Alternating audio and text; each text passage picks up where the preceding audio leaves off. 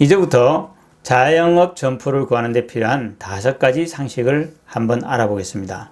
권리금 했는데 권리금 및 시설비는 1년, 2년 안에 할 수 있다고 보여지면 무리하는 게 아니라고 생각합니다. 나중에 받아 나올 생각으로 점포를 구하던 시대는 이미 저물었습니다. 더구나 업종의 변화는 상상 이상이기 때문에 기존의 인테리어나 권리금이 유지될 가능성은 점점 더 없어지고 있기 때문입니다. 같은 음식점을 한다 하더라도 새로 시작하는 사람은 그 기존에 하던 걸 그대로 물려받는 경우가 거의 없습니다.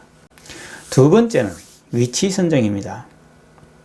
점점 포장 음식과 배달 음식 문화의 확산으로 1층 점포 시대는 저물고 있습니다. 그래도 돈은 벌어야 되고 월급의 생활자가 아니라면 자영업을 해야 됩니다. 그럴 만큼 위치 선정과 종목 선정에 신중에 신중을 거듭해야 합니다. 우선 그 상권에 대해서 잘 아는 곳을 선정하되 잘 모르는 곳이라면 몇 달 며칠을 두고서라도 그 주변을 검증해 보는 것이 좋습니다.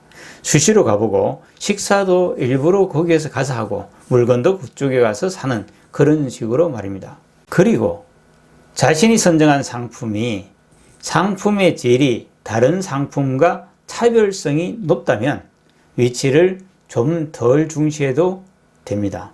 예를 든다면 김밥집이라 하더라도 내가 한 김밥이 다른 데보다도 일부러 와서 먹을 정도가 된다. 이러면 월세를 좀 저렴하게 하기 위해서 위치를 좀 덜 중시하는 그런 게 가능하고요. 상품 경쟁력이 다른 곳과 비교 우위가 아니라면 위치를 상당히 중시해야 합니다. 유동인구가 많은 데 해야 되죠. 이런 경우에 대표적인 예라면 커피점이라든가 핸드폰 가게 이런 것들이 여기에 해당된다고 보겠습니다. 그 다음 세 번째로는 인테리어 비용입니다. 건물이 새 것일 같은 경우에는 인테리어 비용이 적게 들어갑니다. 헌 건물일 경우에는 외관을 개조해야 되고 내부도 상당히 손을 봐야 되기 때문에 비용이 많이 들어가고 그리고 인테리어 효과도 전체 건물 분위기 때문에 헌 건물은 반감이 됩니다. 당연히 인테리어는 최소의 비용으로 최대의 효과를 내는 그러한 방향으로 가야 합니다. 그 다음에 월세입니다.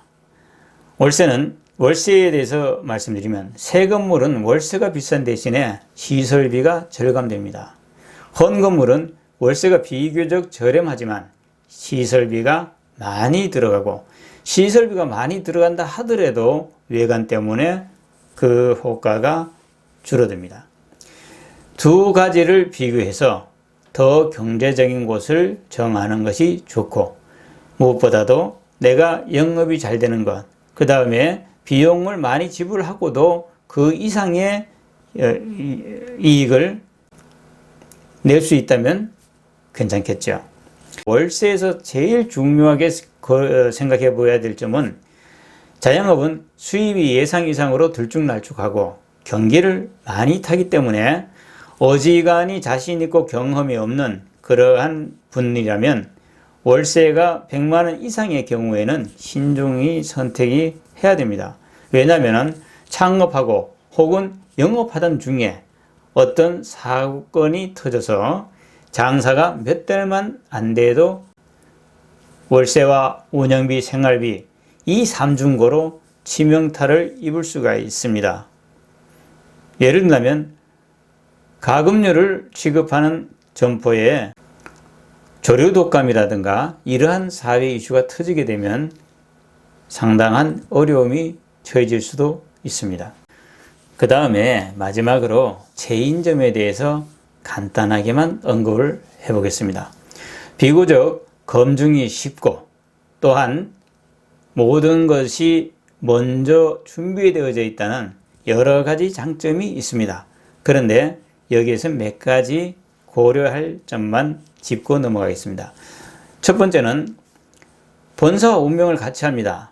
즉 본사가 흥하면 따라 흥할 수 있지만 그 반대도 가능합니다.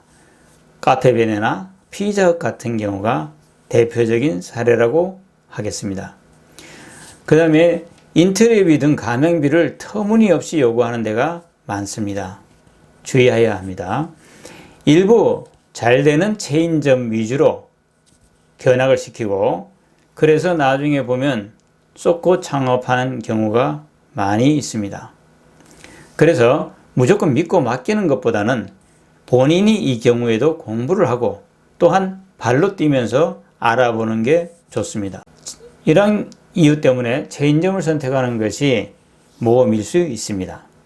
자영업은 위기가 계속되어지기 때문에 체인점이라고 해서 안심할 수가 없는 것입니다. 이상으로 대략적인 자영업 위치 선정에 대해서 알아보았습니다. 구독, 좋아요 부탁드립니다.